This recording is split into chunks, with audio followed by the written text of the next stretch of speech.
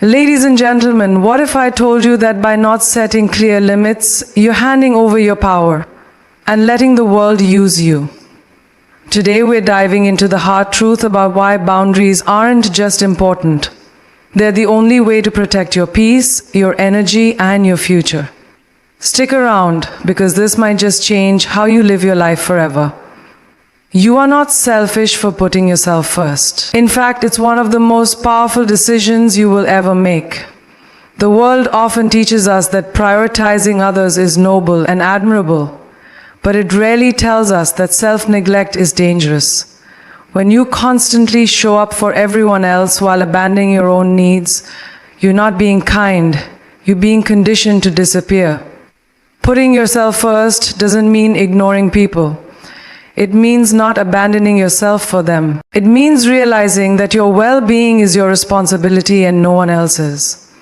If you burn out, if you collapse, the world will keep spinning. People may care, but no one can save you from yourself like you can. Loving others is important, but it begins with honoring yourself first. It takes strength to say no when you've been trained to say yes your entire life. It feels uncomfortable at first, like you're disappointing people, breaking some invisible rule. But each time you choose yourself, you rewire your self-worth. You remind your inner voice that it matters, that it's valid, and that you're not just here to serve others. When you put yourself first, you don't become selfish, you become centered. You start showing up from a place of strength instead of depletion. And when you're whole, the love you give is deeper, more powerful, more genuine. You're no longer performing kindness, you're living in alignment. That's not selfish, that's wise. That's powerful. People who benefit from your lack of boundaries will label your strength as arrogance. Don't let their discomfort become your burden. If someone is upset because you chose to protect your peace, they were never respecting your boundaries in the first place. It's not your job to be easy, convenient, or available all the time. You weren't born to carry everyone else's weight at the expense of your soul. The most authentic relationships are built on mutual respect, not one-sided sacrifices. When you say yes to everything, you lose yourself, piece by piece. When you say yes to yourself, you find your voice again, and it's louder, clearer, and more unshakable than ever. Self-prioritization is not about ego. It's about survival, purpose, and long-term joy. The world may not clap when you walk away from people or situations that drain you, but your heart will. You'll sleep better. You'll breathe easier. You'll notice how the quality of your life improves the moment you start protecting your own energy like it's sacred. Because it is. Your time, your energy, your spirit. These are not infinite resources. They need to be nourished, guarded, and if you don't do it, no one else will do it for you. The power to protect your peace lies entirely in your hands. If you keep putting yourself last, you will eventually forget what it feels like to be whole. You become a version of yourself that is constantly stretched thin, smiling on the outside, breaking on the inside. But the truth is, you don't have to earn rest. You don't have to justify solitude. You don't need permission to step away from anything that doesn't serve you. Choosing yourself is not a betrayal of others. It's a reunion with your true self. So speak up. Step back. Slow down. You're allowed to take up space. You're allowed to matter. You always have been. The moment you stop defining yourself, the world will do it for you, and they'll get it wrong. If you don't know who you are, someone else will decide for you, and it won't be based on truth. It will be shaped by assumptions, projections, and convenience. People will label you based on how you serve them, not who you are inside. They'll reduce your complexity to fit their expectations. That's why self-definition is not a luxury, it's a necessity. You have to be loud and clear about who you are, what you stand for, and what you will not tolerate. Otherwise, you become a canvas for everyone else's opinions. Their voice gets louder than your own. And eventually, You'll believe a version of yourself that was never yours to begin with. When you don't define your worth, the world will place a discount tag on it. It will measure you by your failures, your silence, your willingness to comply. But you are not here to be understood by everyone. You're here to live truthfully, even if that truth makes others uncomfortable. That means claiming your identity before someone else distorts it. It means writing your own narrative with boldness, not asking for permission. The power of self-definition is that it gives you control over your life's direction. You become the author, not a character someone else created. And when you own your story, you stop needing approval to exist as you are. The noise fades, your voice rises. That's when you start living instead of performing. There is strength in clarity. Knowing who you are is like having an inner compass. It keeps you steady when the world tries to pull you in 1,000 directions. You stop chasing trends, validation, or fleeting acceptance. You move with purpose, not panic. When you define yourself, you become unshakable, even in chaos. People might question you, criticize you, even walk away. But that doesn't matter when you're rooted in your truth. You don't sway with every opinion because you're anchored in self-awareness. That's rare. That's powerful. And that's exactly why you must protect it at all costs. This world thrives on confusion. When you're unsure of who you are, you're easier to control. You're easier to manipulate, to sell to break down. But clarity is resistance. It's freedom. When you define yourself, you reclaim your autonomy. You set your own standards, your own pace, your own values. No one else gets to choose your destiny. That's the responsibility and the privilege of owning your identity. You are not here to live by default. You are here to live on purpose, with precision.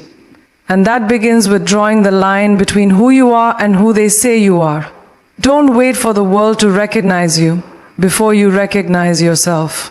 That validation may never come. And even if it does, it's fleeting. What lasts is the confidence you build from within, the kind that isn't shaken by opinions or praise. Define yourself clearly and unapologetically. Say your name. Own your story. Declare your worth. You get to decide how the world sees you, not the other way around. And the sooner you take control of your identity, the sooner you'll stop feeling like a stranger in your own life. If you don't draw the line, they'll keep crossing it. People only go as far as you let them, and silence is often mistaken for permission. Every time you avoid saying no to protect someone's feelings, you risk betraying your own. The more you tolerate, the more they expect. The more you stay quiet, the louder their demands become. Boundaries are not about pushing people away. They're about honoring your own limits. Without them, you become available to everyone but yourself. Your energy gets drained, your peace gets disrupted, and your identity starts to fade. Drawing the line isn't rude, it's necessary for survival. When you fail to set boundaries, you teach others that your needs don't matter. You unintentionally send the message that your time, energy, and emotions are always up for grabs. That's when people start showing up only when they need something. That's when they forget you're a human being and start treating you like a resource. But you're not a machine. You're not here to fulfill everyone's expectations at the cost of your own sanity. The longer you allow boundary violations, the harder it becomes to reclaim your space. That's why the line must be clear from the beginning. Firm, non-negotiable. Your peace is not a bargaining chip.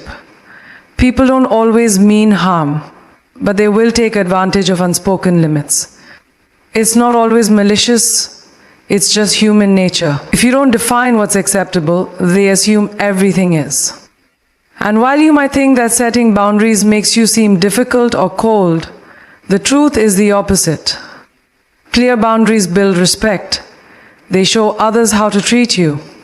They create healthier, more honest relationships where both sides know what to expect. Without boundaries, you invite resentment, confusion, and burnout. But with them, you create space for mutual understanding and growth. It takes courage to draw the line, especially when you've been conditioned to please others. But the discomfort of disappointing someone is far less painful than the regret of losing yourself. Boundaries are not walls, they're bridges. They protect what matters while still allowing connection. You can love people deeply and still say, "This is not okay." You can be kind and still say, "That doesn't work for me." You don't have to choose between being respected and being liked.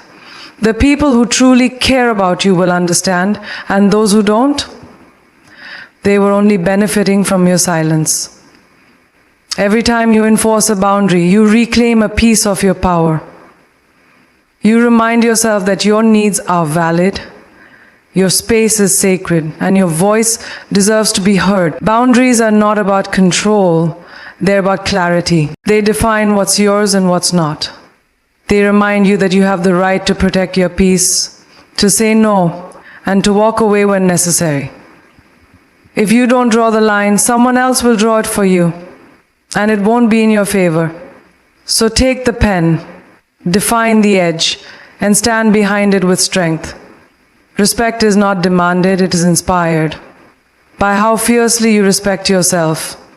People watch how you treat yourself and take their cues from that. If you constantly ignore your needs, downplay your worth, or allow mistreatment, others begin to believe that's what you deserve. You don't earn respect by giving everything away. You earn it by standing firm in who you are. It starts with how you speak to yourself, how you protect your time, and how you react when someone crosses your boundaries. The more you value yourself, the less tolerance you have for anything that devalues you. Self-respect is silent but powerful. It doesn't shout, it simply refuses to shrink. When you live with that kind of inner authority, the world adjusts. People rise to the level you set, or they leave. You can't inspire others to treat you better if you don't believe you're worthy of better. Self-respect isn't arrogance. It's clarity. It means knowing that you are not here to beg for decency or chase after recognition. You're not here to prove your worth to anyone. You are here to embody it. The energy you carry into every room should say, "I know who I am," even before you open your mouth. That doesn't come from pride. It comes from years of choosing yourself, even when it wasn't easy. Respect is built in the quiet moments, when you choose discipline over comfort, truth over approval, and dignity over validation. It grows stronger every time you honor your own boundaries, even when no one is watching. When you respect yourself, you stop settling. You no longer tolerate half-love, fake friendships, or opportunities that cost your peace. You realize that not everything that comes your way is meant for you. And that's okay. You stop being afraid of walking away because you trust that what you are walking toward is better. Self-respect gives you the courage to be alone rather than poorly accompanied. It empowers you to say, "I deserve more," without feeling guilty. That level of clarity attracts the right people and repels the wrong ones. And that's not rejection, that's alignment. You start living life on your own terms. The people who truly respect you will never be threatened by your self-worth. In fact, they'll admire it. They'll see it as a reflection of your strength and your standards. They'll respect your time, your energy, and your space, because they recognize that you do. And those who can't handle it, they were never really there for the real you. When you raise your standards, you filter your circle. You may lose a few people, but you gain peace, integrity, and a life that feels honest. Respect doesn't require approval. It requires presence. Presence in your own truth, Your relationship with yourself sets the foundation for every other relationship in your life. If that foundation is shaky, everything you build will feel unstable. But when that foundation is strong, everything you attract becomes rooted in something real. You stop chasing, stop performing, and start receiving. Respect begins and ends with you. It's not something you wait for, it's something you embody. The way you treat yourself teaches the world how to treat you. So treat yourself like someone worth knowing, worth loving, and worth protecting. Because you are. Your time, your energy, your heart. Their currency. Spend them wisely. Not everyone deserves access to the most valuable parts of you. Too often we hand ourselves out in pieces, giving away our best to those who offer little in return. We do it hoping to be seen, to be valued, to belong. But the truth is, not everyone knows how to honor what you give. And if you don't take inventory of where your energy goes, you'll find yourself depleted without even realizing it. You are not a limitless source. Your presence is a gift, not a given. Treat it that way. Every conversation you engage in, every favor you say yes to, every space you enter, it all costs something. Time is the only thing you can't earn back. And energy doesn't renew without intention. You must be selective, not out of arrogance, but out of self-preservation. There is a difference between being generous and being careless with yourself. You can be kind without being available to everyone. You can be giving without being drained. When you recognize your own worth, you begin to protect it like you would anything valuable.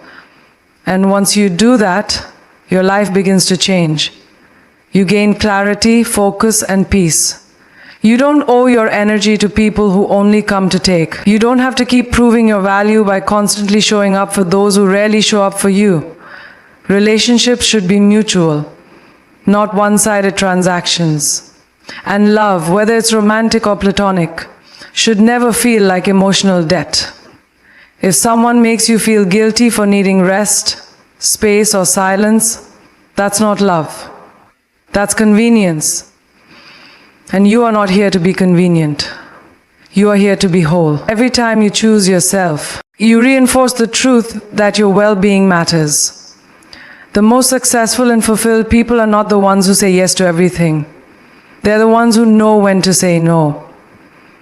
They don't spread themselves thin just to please others. They prioritize what fuels them, not what drains them.